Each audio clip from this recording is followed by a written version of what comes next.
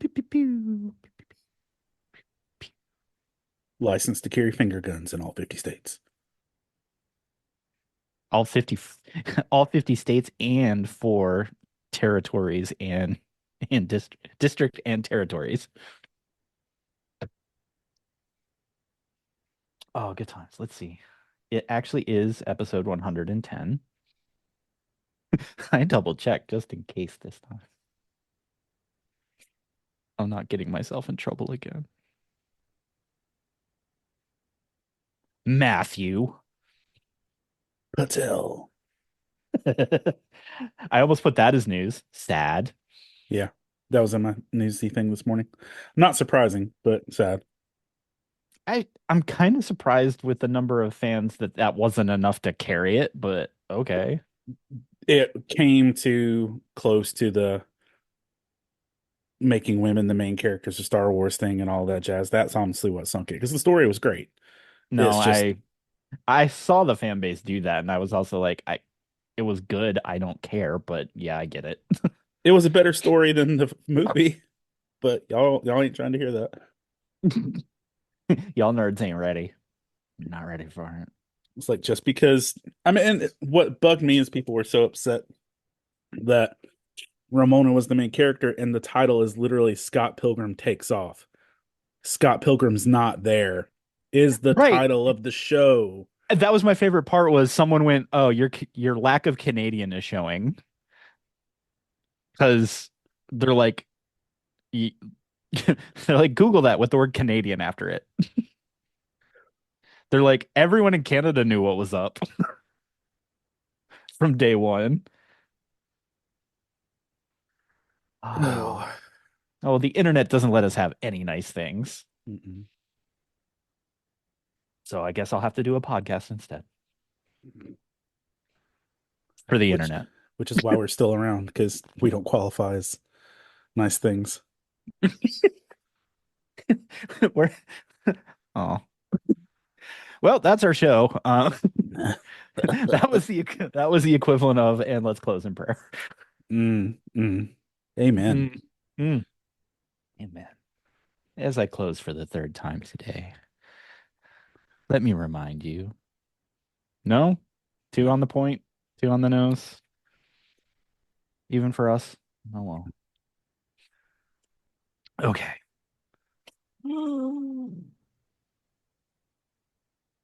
Just kidding. You Let's okay do a there, show Chief? about. Yeah, I'm gonna be fine. Maybe sleep's optional. Plenty of time to sleep when I'm dead. All right, let's do a podcast. Huzzah. How's Greetings, valued poll listeners, and welcome to episode 110 of the Poll List Podcast, a bi-weekly show about comics, pop culture, and faith. My name is Chris Poirier, and with me, as always, is the one, the only Hector, wearing a lion, playing a ukulele. Which, once again, if you don't watch the show, you miss out on the small, wonderful things that is Hector's beautiful, wonderful face. And occasionally the random things that pop up behind me in my office.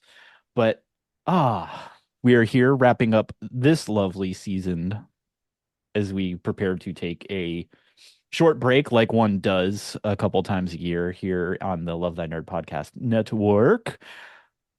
How you feeling today, Hector? It's cold.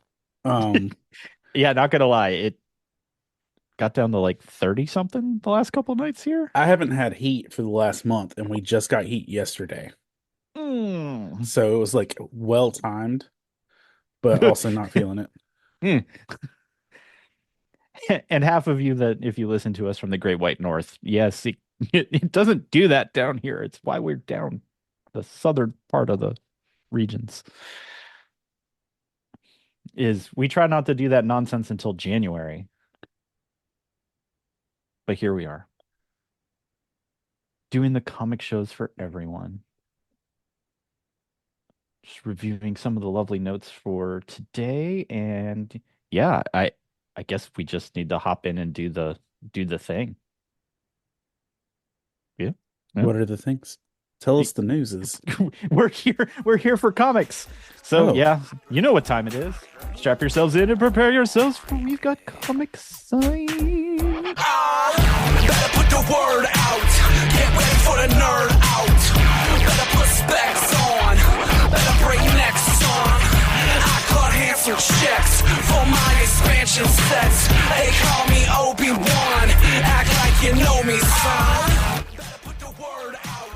Get ready for I had to the nerd slurp on my beverage during the transition that time instead of Neon Glow. But yes, on today's episode of the Pull List, we've got a wonderful show for you. We're going to hit the latest news that you need to know, our must pull recommendations from the last 2 weeks, our fave new number one.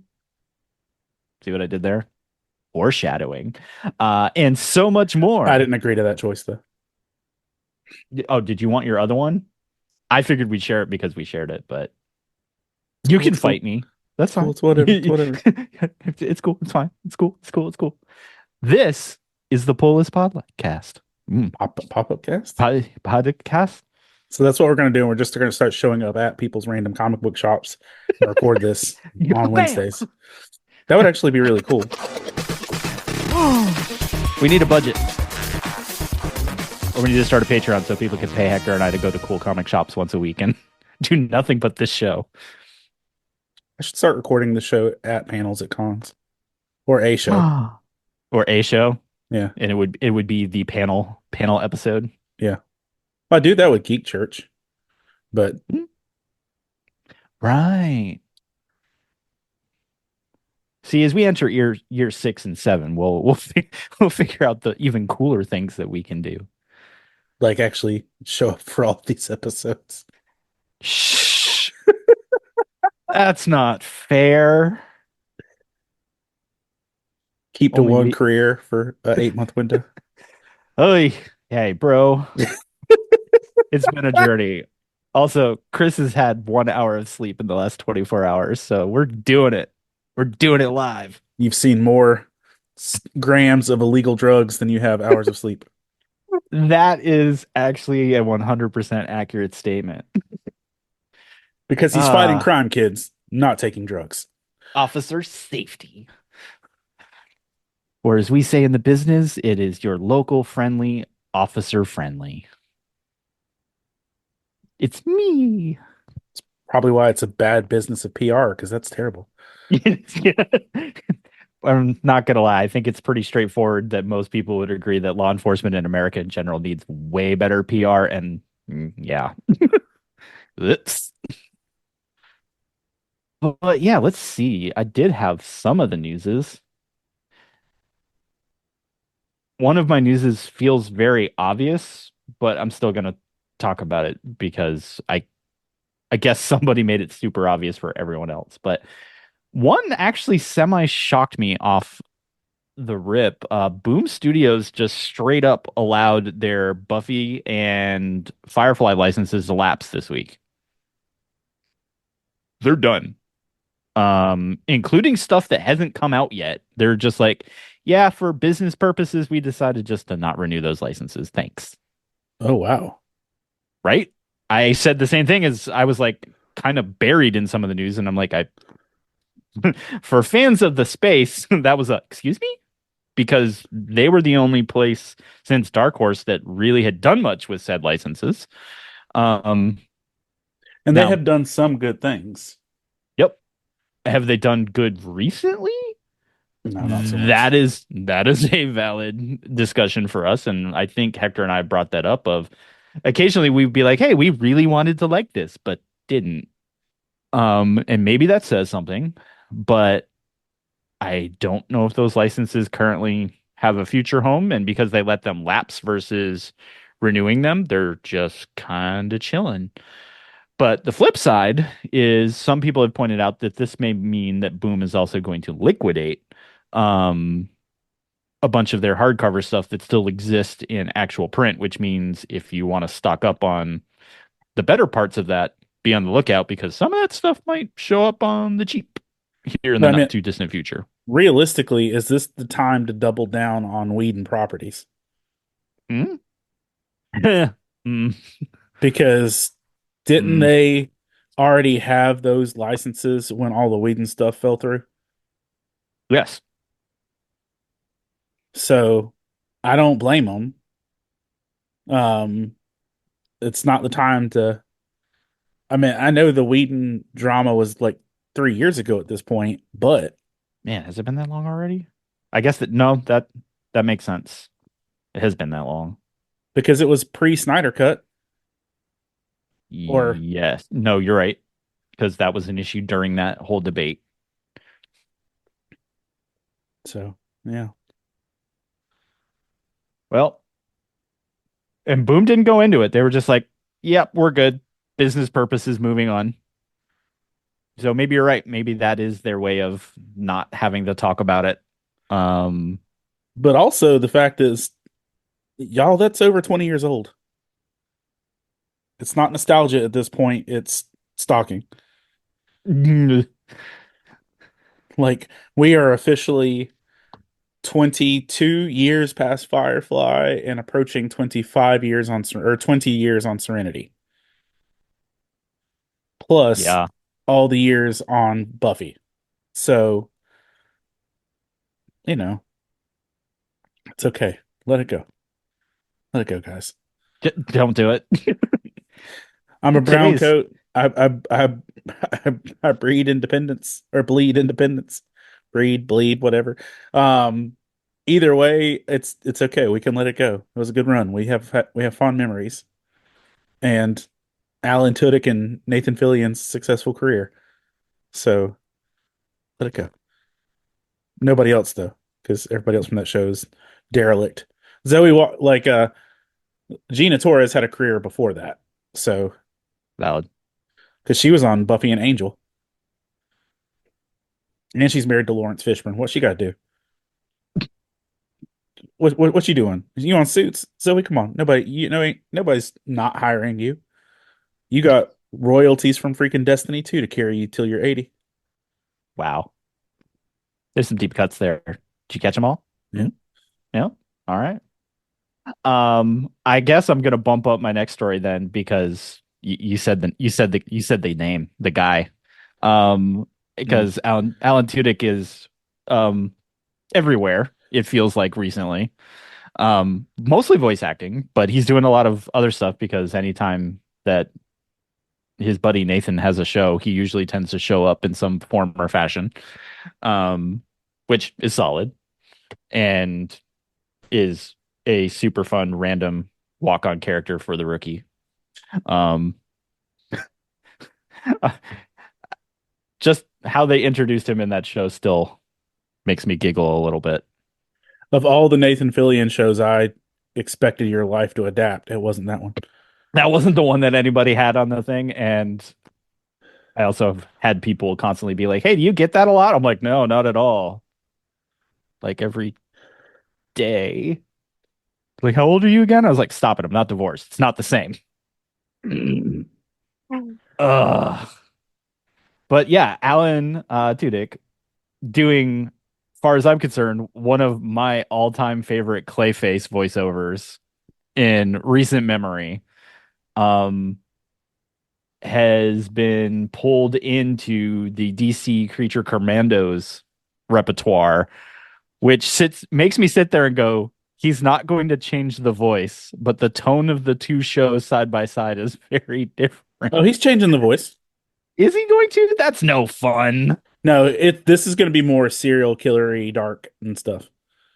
Okay, Um, then that's actually going to be more fun side by side then, because yeah, that'll be even more twisted.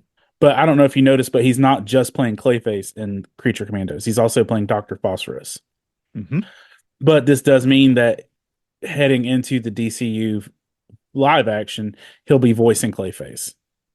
Slash motion capping, etc. Because it has been Gunn has said from the beginning, if you are voice, etc., then I'm going to keep continuity in all of the DC media, Properties. whether it's animated or live action. That and which honestly is one of my more. I was like, that's golf clap. That Gunn is going to bring a lot of folks side by side that either haven't had the opportunity to live action characters some have voiced for a very long time, and vice versa. But per a conversation I did have at my comic shop today, because someone was talking about some of the DC Commando characters are actually going to show up before the show hits, and I was like, well, yeah, Weasel has got years on all the other ones, and they're like, oh, right. And I'm like, don't forget that one. You already saw him. Yep. You're welcome, America. We all got to meet the Weasel well before I think anybody was ready. Still haunts me to this day. And we've got some other news, but we'll throw the thing in the middle. Half of comic book internet is like, hey, Ghost Machine and Image, they created a multiverse, didn't they? And I stopped for a minute and went, have have have y'all been keeping up? Like Ghost Machine literally said from the beginning, the unnamed is a universe and it's a shared universe. Dude, you need to realize most people don't remember that Ghost Machine or Image exist. It exists. There's So, there's definitely people at Image that went, that's not cool, bro. But I guess part of the reason it came up recently is one of the most recent Ghost Machine books that came out actually had a two-page spread that showed all the different properties actually on a two-page spread in kind of looking into the multiverse type thing. And it's like, hey, it's a multiverse. And it's like, it, right. Congratulations. You are keeping up. But the additional commentary that goes there is if you go all the way back to the original creators that came together and formed Image, one of their goals was to actually create a shared universe at some point between all of their properties. It wasn't just a place for them to have independent creator controlled imprints, but they were kind of like, no, we get it. We do comic books, which means some of these things do share a united universe. And I mean, comics, right? Comic books is usually, especially under a common banner, um, share that. But I will just beat the drum again of Ghost Machine is doing something that the 90s would be proud of, but doing it well. Of this is all shared stuff that is fun again. Um, and very approachable. Tons of really cool creators from over the last few decades coming together, plus new folks doing just stories that are weird, interesting, and all the above. That even some of the original creators at Image are like, yeah, that's what we meant. And that's kind of a cool commentary when you look at it. That when you have guys like Silvestri and all them being like, yeah, this, um, that's fun. That's cool to me. And so if you haven't been picking up what we've been talking about on Ghost Machine and the Unnamed, it's like, well, there you go. Like they literally just pounded everyone in the face with the two-page spread in a comic book and went, no, seriously, this. Um, so I love that, but at the same time, because a book I'm going to talk about today is actually it's a single universe, but it's a shared universe that's been pushed very heavily recently, and it's a universe at Image that I wasn't always a super fan of, but I found a corner of its universe that I liked, and it's strange to me, but Todd McFarlane's been pushing very heavily the shared Spawn universe over the last year and a half. That if you've gone to a comic book store and stared at a shelf, you've either seen it's like, why does it look like there's 20 different Spawn titles? It's because there are. And that was something that Todd had been working on of, hey, there's other stories I can tell in this universe. Um, and to be honest, I was so naive of myself in that whole thing that a book I'd been reading, I was like, oh, that is a Spawn story.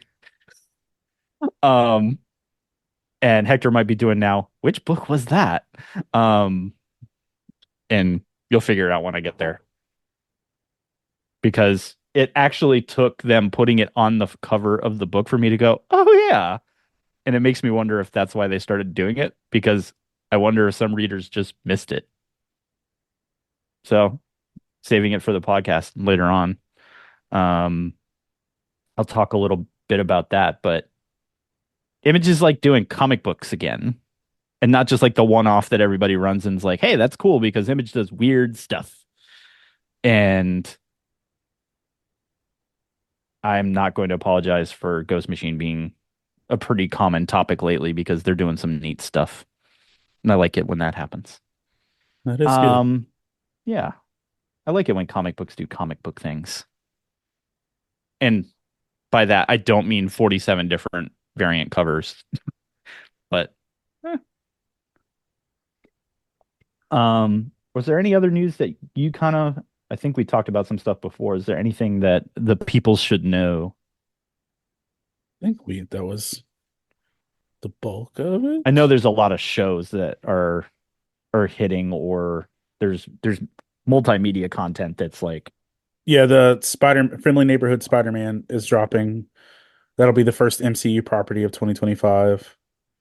Um, Creature Commandos drops December 5th. That's a bit in the comic-ish world. yeah. Um, Zatanna is going to get an ongoing series. Ooh, I'm here Uh, for that. I feel like that's an underappreciated character, at least lately. they just did the 4 book Yep. arc of Brings the House Down. She's going to get another 6 issue thing, and I saw that Magic, like Colossus's sister, is getting her first ongoing series. So some love there. Mm-hmm. All right. Awesome. Well, that's what you need to know. That's our biweekly look at the industry and delivering you the inside knowledge. As always, you can join in on the conversation with Hector and I and all of your other nerdy friends over on the Love Thy Nerd Discord and begin your weekly geeky adventure with us. Tell us what you liked, what you hated, and possibly even what we missed, because I guarantee we probably missed some things. But we love the talks about the things that we talk about here with all of y'all. So don't miss out on being together in community on the internet because we don't have that travel budget yet. Working on it. All right, my man. Unless we have a castle, then we can all go there. We can all go there. All right. Let's talk about the comicses. My precious. You want to start this party for us? I guess so. And if you start at the top of your list, it actually won't be a DC book. Okay, for the record, let me say this. The majority of what I read this week was not DC. The Actually, majority, that's like true. In my case, not too. just the stuff that's in my pools. Mm-hmm. This week I read Space Ghost #7, Moondogs, uh, and those were not DC. I read all three of the first three of Avengers Assemble, And none of them made it on the list. and not a single one even made it in my appreciation. Um, I was angry at my time spent, let alone my $14. Uh, I would Daredevil, apologize for the people, but literally had this conversation at the comic book store today of Marvel, I want you to take my money and you just can't do it. And it's kind of depressing. I read Daredevil, which is also not DC. It didn't make my pool, but it was close Mm, making my pools. honorable Um, mention then. Honorable mention, but it was close. So yeah. All right, my first pull, well, let's go with Uncanny X-Men #5. That's a Um, Marvel book. that's a Marvel book. Why this is important? It's because Gambit starts using Pokemon cards instead of playing cards. It's an actual panel. Like on brand, not like this is a poke. Like, It's yeah, you're going to have to open the book now. He doesn't Now I call need you them to. Pokemon because he's in Muggle, but it's, I smell him. There's 104 maybe. Forgive this. Three of them got the same STD, and this is Wolverine. This is Gail Simone and Wolverine, or Wolverine and Gail Simone's Yeah, hands. He's yeah. like, he says, "Well, now that's real helpful, Logan, my friend." He says, "Hope you got an extra deck of cards, Gambit." and he pulls out a long box of cards and says, "Well, I done had to think about that. Marcus, little girl Chelsea, she got a whole murder of them cards with them cartoon monsters on them." And he pulls out an entire long box of Pokemon. And then the kids and the lower thing is like, "Do we tell them they're valuable collectible cards?" He's like, "Nah, let it go." So Gambit starts playing with Pokemon.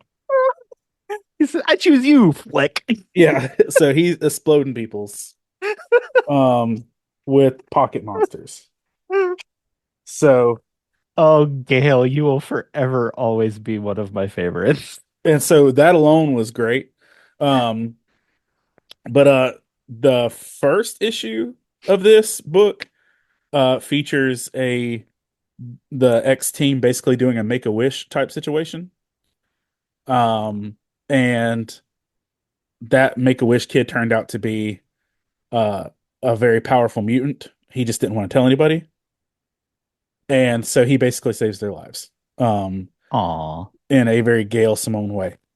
Um this is a very rogue centric, rogue heavy story.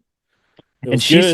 she said on Twitter, even while she was announcing all this, she alluded to Rogue was gonna get the love. She gets love and she gets in interesting ways. And previous issues of this story run were a bit projective on the douchiness of Charles Xavier's existence, and some of that is cleaned up in this, but still not as much. But it gave you a villain that was monstrous, very, here's an army of undead and some unwitting teenagers. Um, it was good. There was one line that I did like on Nightcrawler and his character in Gale's hands.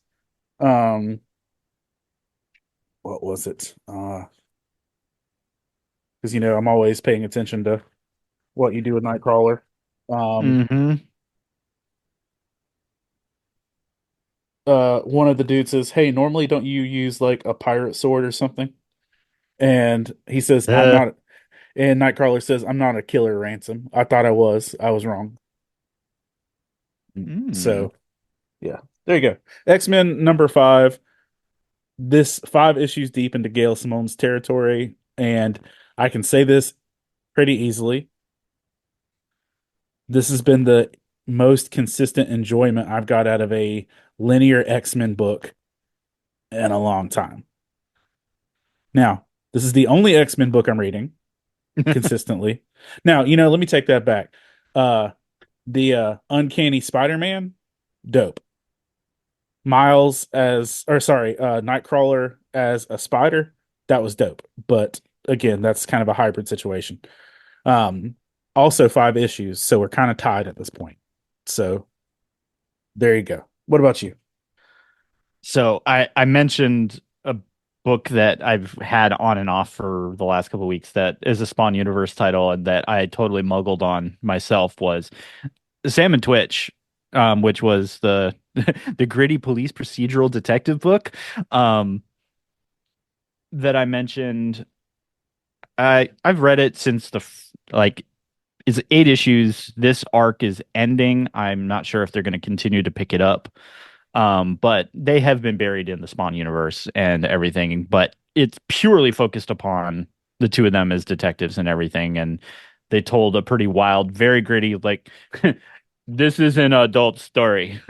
Um, it is graphic, and for those of you that heard Spawn universe story, already knew that.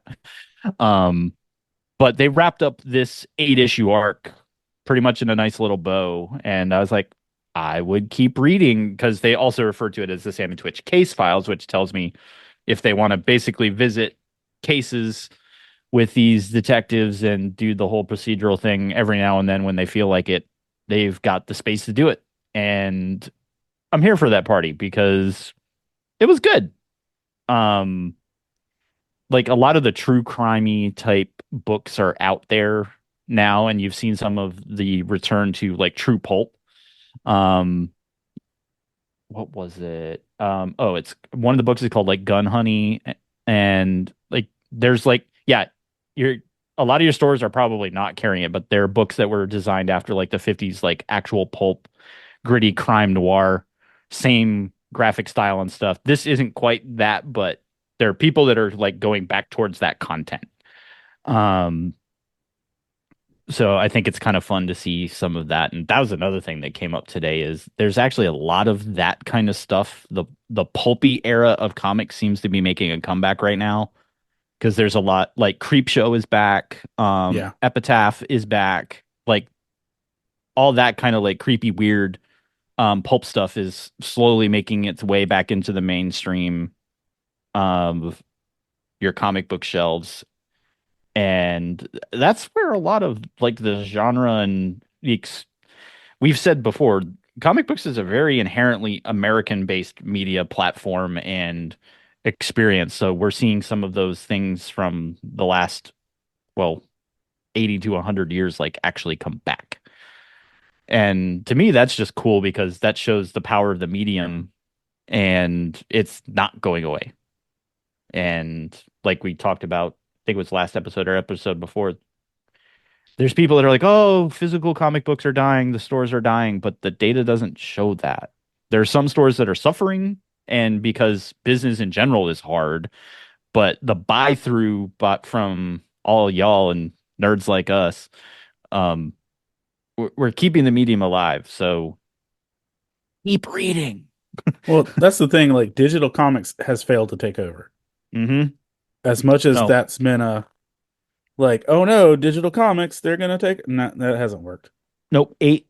Uh, as far back as 8, even 10 years ago, we were starting to have the conversation where like I sat at Comics Pro meetings where DC and Marvel like this is gonna we're leaning into it because it's going to take over market share. And then like the next year they'd be like, yeah, we're still below 5% market share in our purely digital platforms. And it dropped as time went on because like have you heard the word comicsology in the last year? Probably not. I think Amazon might have even officially killed it, if I recall. It killed it. It absorbed it. Yeah, they were like, yep, it's just an Amazon thing now. Um, the digital platforms at Marvel and DC exist. I do know folks that use them, but in terms of it being significant market share, nope. No. Um, and I think it's because we've had the conversation once or twice before of part of this is the physical touch, open, smell the comic book. Um, it's just part of the experience. So, yay, comics. What's your next one? What you got? Um. Well, let's go with Absolute Batman number two. Mm-hmm, mm-hmm, mm-hmm, mm-hmm. Um. This was solid. It's Still, absolute. yeah, it's that. It's still continuing on pretty well with I will say out of the three Absolute books I've read, this one is still the best one. Yep. But it's also Agreed. not surprising that Batman's the better out of the three. Superman was kind of a letdown for me. Wonder Woman was interesting. Mm-hmm. Um, but this is full of enough unique twists and turns on the lore and the relationships that it makes stuff interesting. Like this is like I don't know, it feels like new storytelling in a good way, Mm-hmm. and it's not 100% predictable. So if you're giving me a Batman book I'm actually enthralled in from beginning to end, good job. You nailed it. And I feel like that's what they're accomplishing pretty solidly through this. Yeah, and with DC kind of like with this navigation of kind of it's not a reset, it's just the current iteration of moving the river that is the multiverse at DC Comics, that the fact that Absolute sits that the Absolute series, Absolute Power, all in general, they got a lot going on simultaneously as they kind of navigate the new river of the DC universe and the multiverse in general. So giving them some credit in what is a fairly typical adventure in comic books, especially from the big two of either resetting, realigning, doing continuity adjustments, etc. That Rebirth was really well executed. Um, Yes. that as DC attempts to do things in the future, like a lot of us are going to look at it through that lens. Other people are going to try to look at it through the New 52 lens, which has mixed results. Um, New 52 was still solid. it ended up being really good. It's where I jumped back in the comics, so like no lies. But um, as I was kind of staring at the shelf and going, I'm probably not going to spend money on Absolute Power, but I see you. But the Absolute series in and of itself, yeah, it's fun, it's interesting, but yeah, Batman is definitely agreed that is the book that kind of stands out at the moment. We loves it. What about you? Let's see. Man, all my books are creepy this week. That's weird. Um, Where Monsters Lie. Cul-de-sac is still my super weird, murdery. All of the murderers book continues to be really, really weird with this whole concept of all the Is that the serial. cul-de-sac book? Yes, Okay. because cul-de-sac is the second arc in the Where Monsters Lie series of we're now being introduced to even more and more serial killers or foils of serial killers from movies over the decades and everything. And we kind of have the cabin in the woods thing going on of that they all chilling in their super secret sciencey location at the moment, but they all basically still are trying to kill each other, which is not where the book started. It has devolved into a little bit of chaos in this week that I'm still on board for where you started here, but if they don't put this one back on the tracks next time, it might not remain on my list.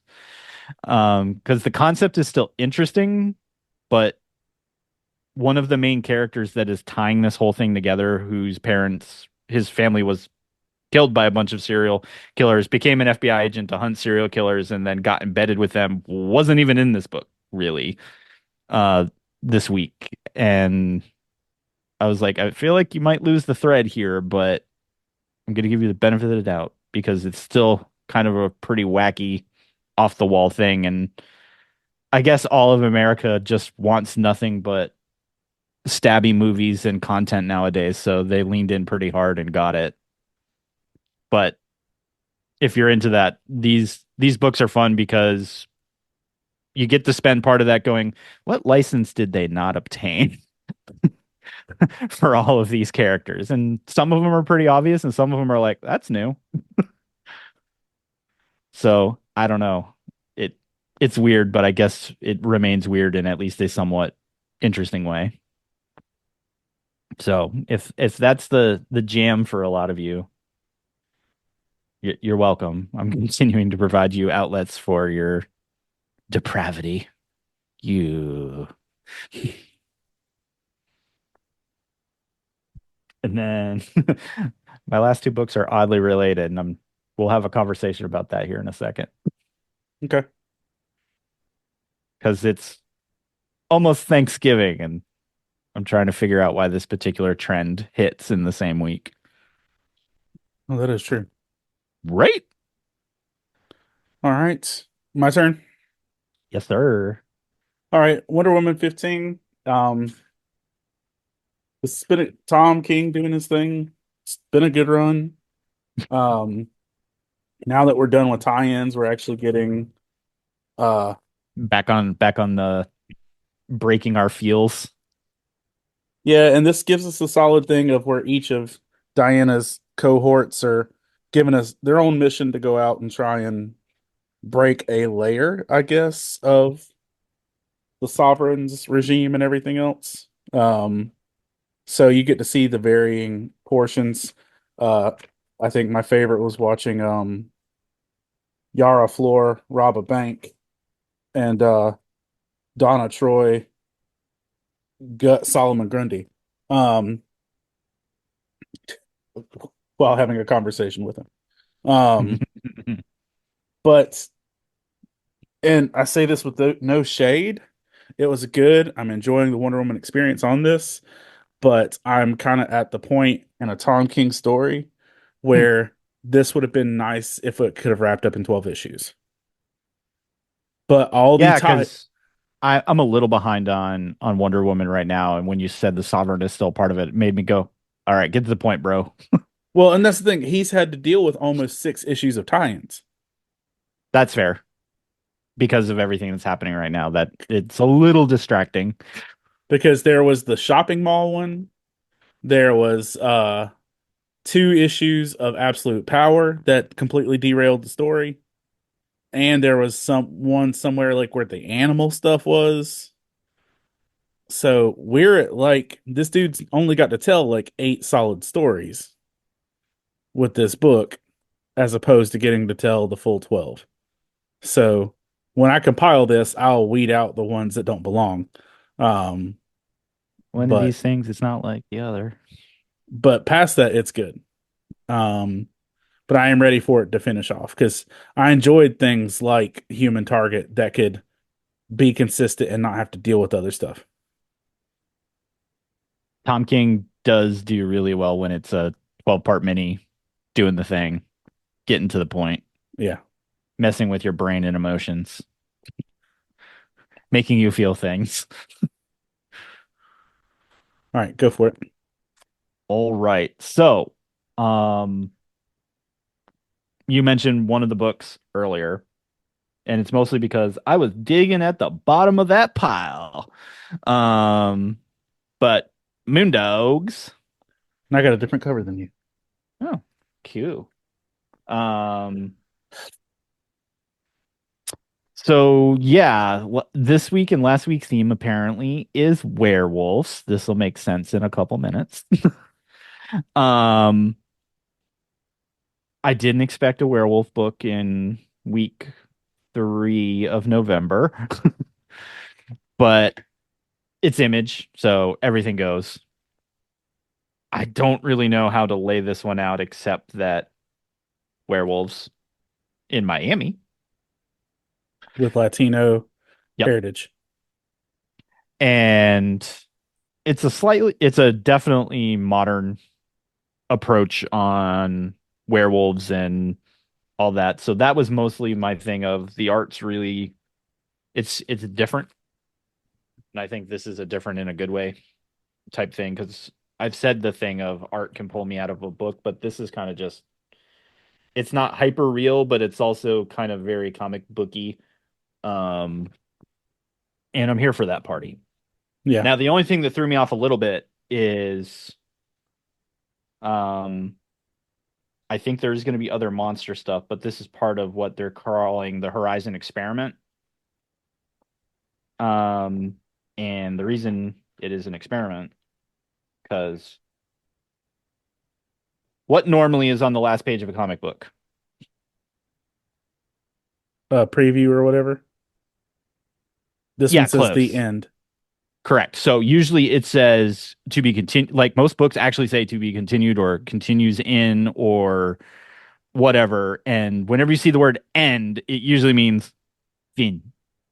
Yeah. Um, so this is at the least at the moment a one shot, and there's a series of other Horizon books, but they're all monstery based type things. So I'm wondering if this is truly a feel out to be like, hey, which one or will all of these continue on in? And it's a thicker book. It is not a standard 32. It's probably a 64. Taking a look at it, so it's a little more chonky. Um, so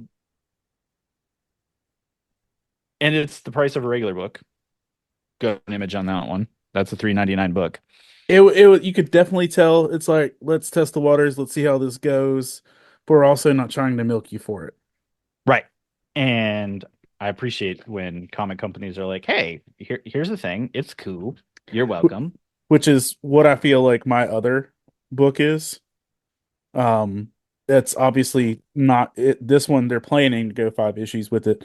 Um, I'm sorry. Was it cool for me to go ahead? I'm just running Yeah, here. yeah, no, you're good. Um, the next one is a book called You Never Heard of Me. Did you see this one? I didn't. Okay. So You Never Heard of Me is really Indeed. Yeah, you did. He's like, you're actually correct. I have never heard of you. That is Uh, that is that is accurate. um, basically, picture. Did you watch Encanto?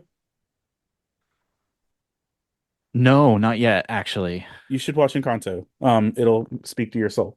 Um, Oh, but basically, this is a young African American family, where a grandmother has long had the ability to see into other people's lives and see what's wrong and guide them.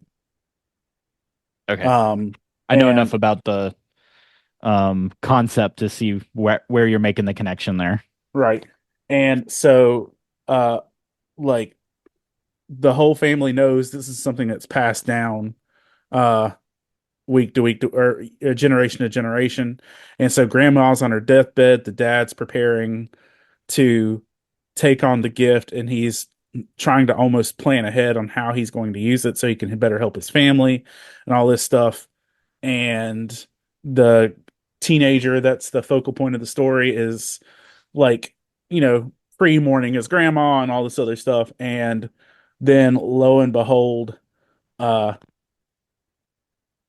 the gift skips the dad and goes to the teenager, and the teenager ends up in a almost unbreakable style scene of he's in high school, and every kid that bumps past him, he sees the full breadth of their life and Hmm. what's wrong and how he's supposed to help them. Um, and he goes to tell his dad what happened, and his dad is like beside himself with feeling like a failure because he couldn't get the gift. And so he doesn't even tell his dad. And so he's just kind of keeping the secret of himself while he tries to do this. Um, it was well written. It was smart. I didn't feel played down to or like they didn't give enough effort. So I would probably pick up the rest of this. And they tell you from out the gate it's one of five. And I'll tell you what, I can appreciate that when you tell me you're only going to charge me $5. So Right. Yeah, it's if the first one gets checks you in, then all right, cool, let's go. yeah, I can give a lot of grace for I know something's limited. Um, Yep. but yeah, so that's my last normal one, and then there we go. We've got our number ones. Um, so like I said, I don't know why it's a thing, but Batman Full Moon, where Batman's a werewolf. What? Um, I I don't know. I guess everybody in comic book world was like, let's do some werewolf stuff almost a month after Halloween. Um, but this is a Black Label book. It's the second issue. I think they've been weekly. Um, so that's been a big part of all that. And it's pretty.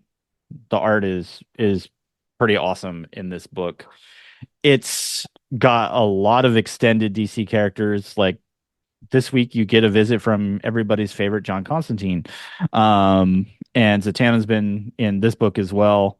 And it's basically instead of the Man Bat philosophy, Langstrom is talked about kind of a lot here, but instead of bat, it's wolf. Um, Super original, I don't know, but as a Black Label book that's kind of super gritty in the Batman world and is pulling in some of the fun characters like Constantine and Zatanna side by side is kind of a fun look. Um, it's just been a wild ride. I don't know if I'd say it's like super great writing, but it's at least pulp and kind of out there enough for me that I'm like, okay, I'm here for the art. And but towards the end of this book, you literally get Batman calling Alfred like, it's happening, and Wolf like busts out of the cowl, and you're like, huh, that sucks. The moon came up.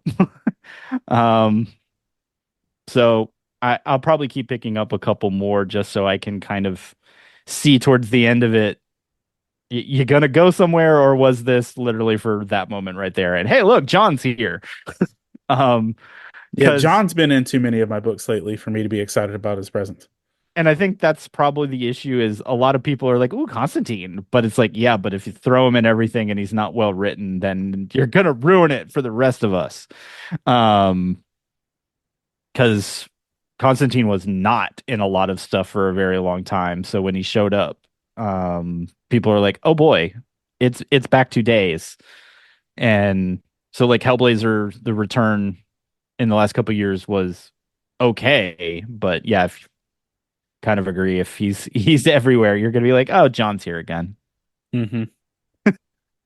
He's just gonna say some things that sound ornery and upset and angry, and then he's gonna smoke a lot. Pretty much, yeah. It's Constantine. That's the vibe. That's that is 110% the vibe that Constantine is laying down for us. He's been regressed only to an angry smoking. Um, oh well, poor John. At least he's not vaping. Oh no, if they pull Constantine all the way forward and he starts vaping, I might have to be out like entirely. Like that's the podcast that just killed everything. We don't read comics anymore. Right? It's yeah. Oh, sorry. Mm-mm. John Uh, Constantine's now vaping. it's his all of his spells smell like a self-righteous cloud of cotton candy He just tells people, "Hmm."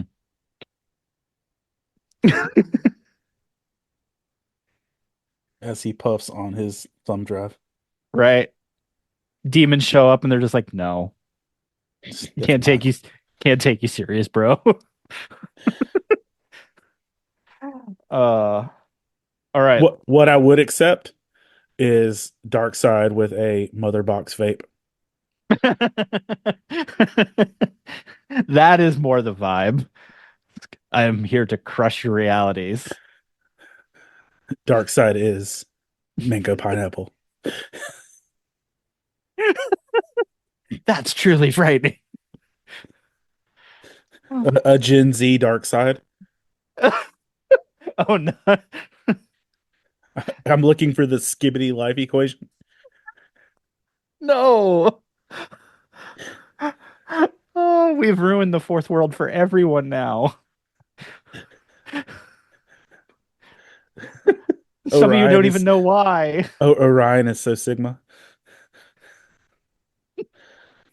Some of you are laughing right now, and the rest of you are like, why is this funny? And I'm sorry, that's the magic of podcasts and because you don't have comics. 14-year-olds or are Mhm. around Gen Z a lot.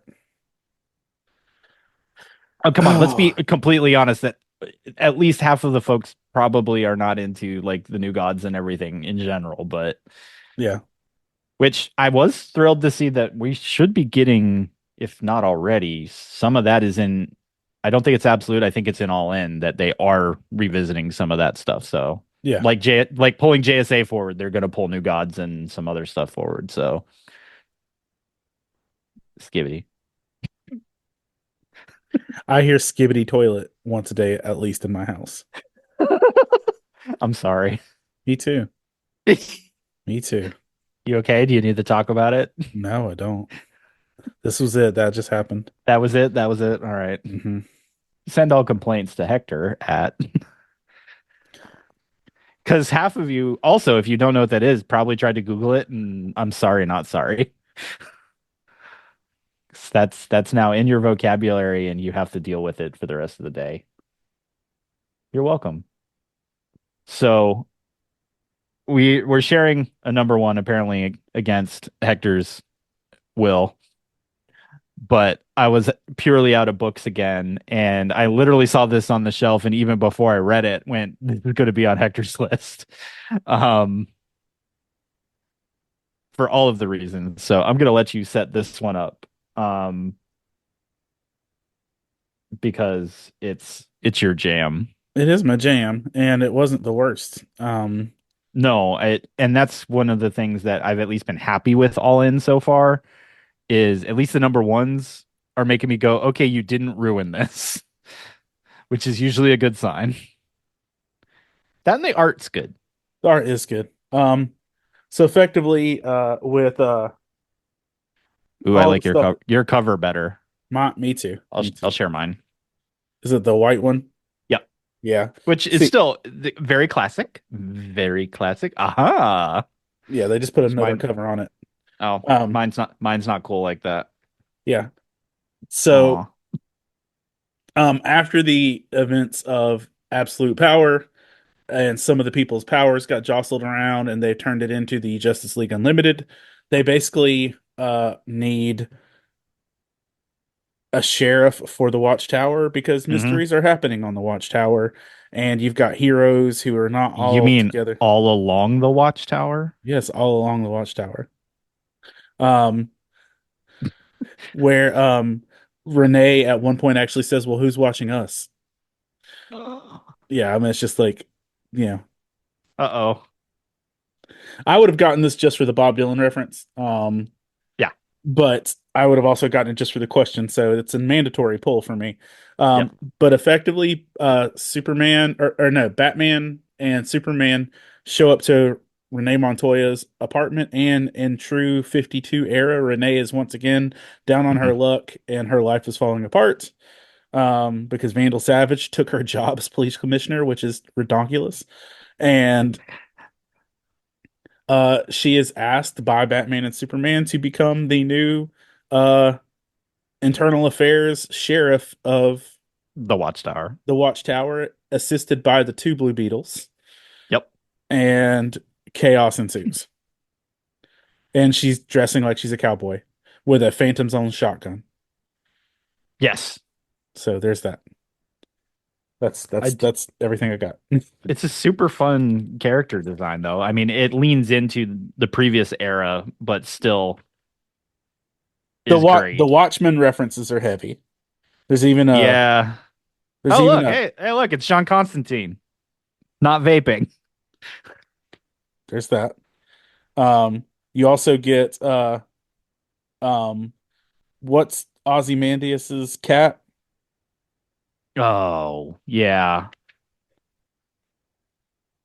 Um Something Boobastis, whatever. Oh, right. Yeah, don't make me say words, Um, especially either ones I'm gonna say wrong. either But way, there's a cat that looks strikingly like Ozymandias's cat from Watchmen that in the back of this thing. So this could also, I mean, it would not be surprise me if the Watchmen show up as part of this, especially with the title. especially, yeah, and the reference in general. There you go. But yeah, there's a even if that's not his cat, it's they're definitely playing. There's a vibe there. Yeah. Yeah, there's a strong vibe. So yeah, it's good. It was a good first issue. I would definitely keep reading it. I don't remember if this was a limited series. Um, Um, I feel like this is going to play out a lot like Rebirth in that it's going to depend on how people buy it. That I'm sure there is probably a first arc that it could survive on its own in the hopper, but that was kind of one of the things with Rebirth is, hey, here's all these new things. There are new jumping on points of things that you have seen, known, love, etc. in the DC universe. And some of those, if they sold through and they played, well, they stuck around. So I would not be surprised if that's still part of the playbook because that worked during Rebirth. Um, that people started like Green Arrow got picked back up pretty consistently early in Rebirth. And they ran that horse until it just ran out of gas. Um, so I would not be shocked if that's the to market strategy here as well, because fanboys gonna pick up all the stuffs until it makes you go ooh. and And good. no, that was kind of the thought process there. You remember how we've been talking about how Transformers have been outperforming everything? Mm-mm. Well, it's just in. Absolute Batman #1 has now outsold all of it.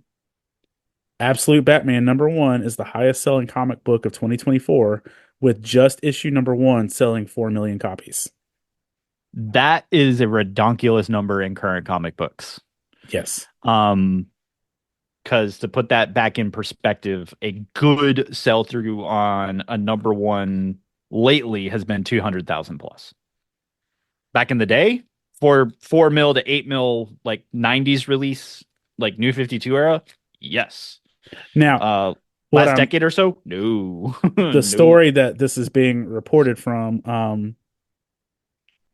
uh is saying people are saying that these numbers are wrong, but it's looking actually 400,000. Somebody misprinted it and ran with it. Still, 400,000 is 100,000 is about double a typical new book right yeah. now. Actually, I was going to try to see because what is it? The chrono.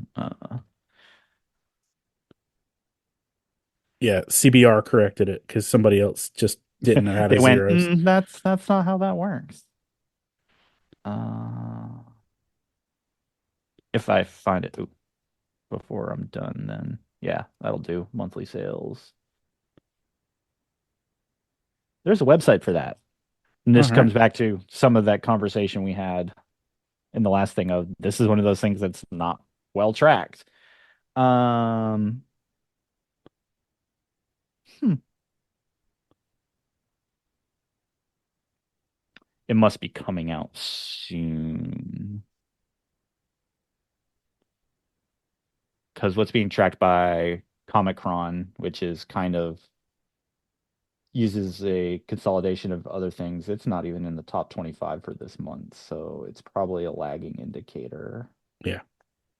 Yeah, but whoever made this graphic for the 4 million just doesn't know how to math. But CBR does Math, have it. math is hard. CBR does have it coming in at 400,000. So either way, it's not dead. Oh, right. That's the other thing is when all these companies went independent, it took the tracking kind of got all.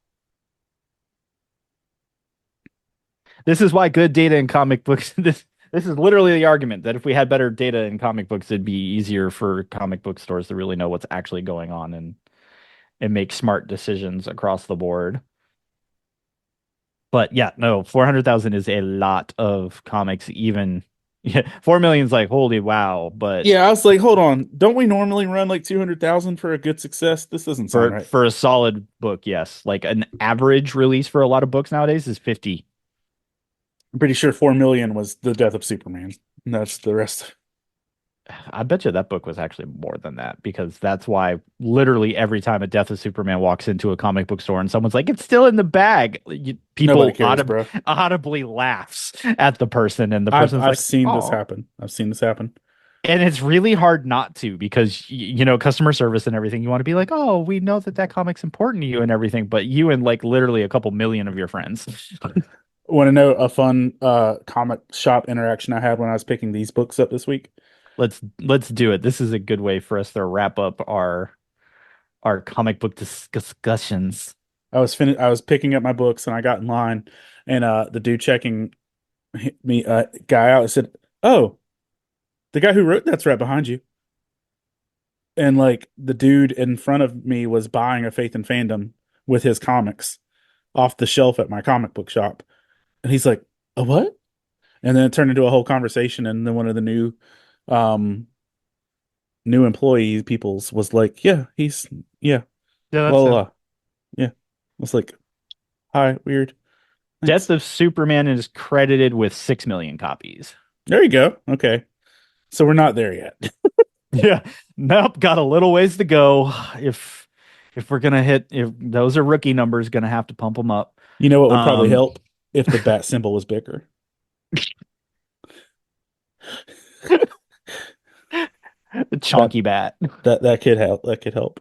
Um, with his Max style poses, because almost every pose he does is like the Max.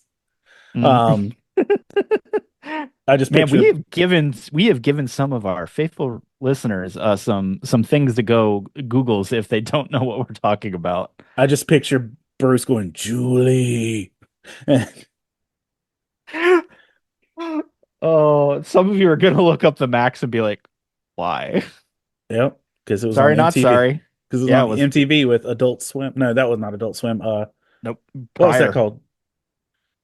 What was um It was 1995. Liquid Television. There you go.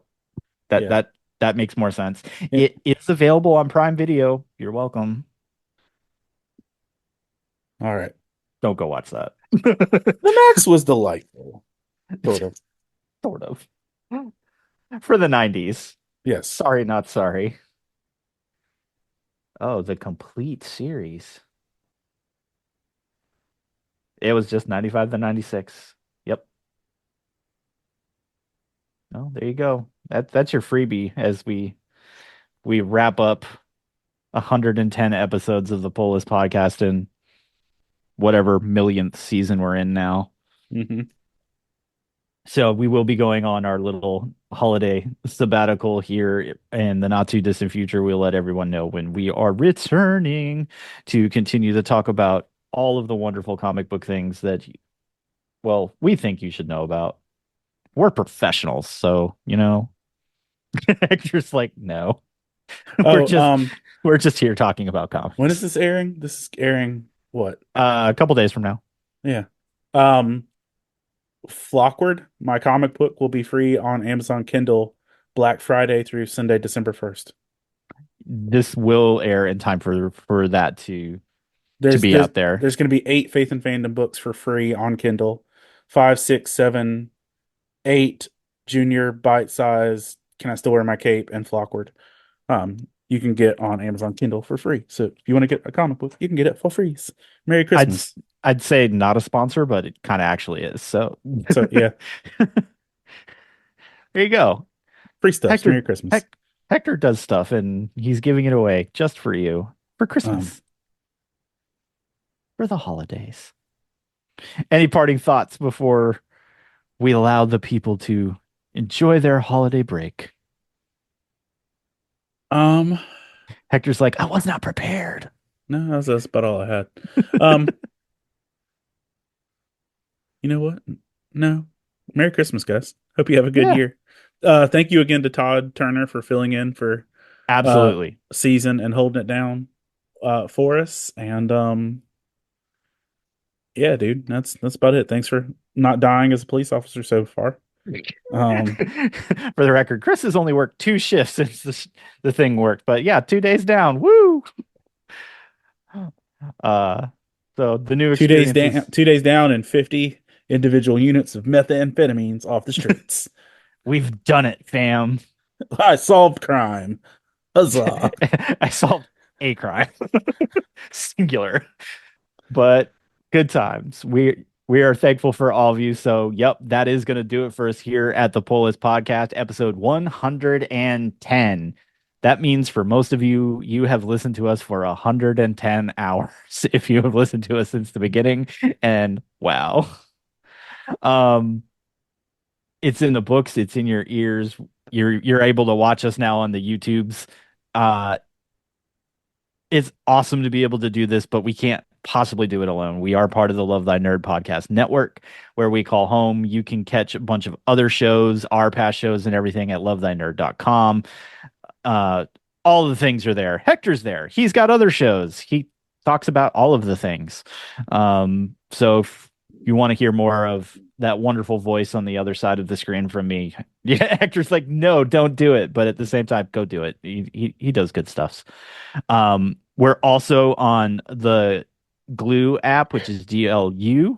So if you want to see us on your televisions, you can download that app and search for Love Thy Nerd, and you'll find all of our content through your television screens and smart devices in that way. So as always, Hector and I do want to thank you for choosing us as your primary comic book knowledge factory on a near weekly basis. So don't leave us hanging. Rate, review the show on your podcasting app of choice. We're on iTunes, Spotify, Stitcher Radio. Like I mentioned, we're over there on the YouTubes. Smash that like and subscribe. Or don't. That felt wrong. Hmm. Um, Don't do that again. don't do that. Not okay. Thanks for listening. Again, definitely thanks to Todd for carrying this season, being the number one hero that he is. Hector for constantly putting up with my schedule changes. Um, Hector's like, no. Um, This is 2:30 on a Friday afternoon, family. What is this Like I said, I've shenanigans? slept for an hour in the last 24 hours, but we're doing it. It's for Yep. the comics. Skibbity. Thanks. And I just ruined Hacker. Thanks for listening, everyone. Hope everyone has a wonderful holiday and all that good stuff. So remember, kids, read more comics. I'm gonna take all 7 continents as a game of risk.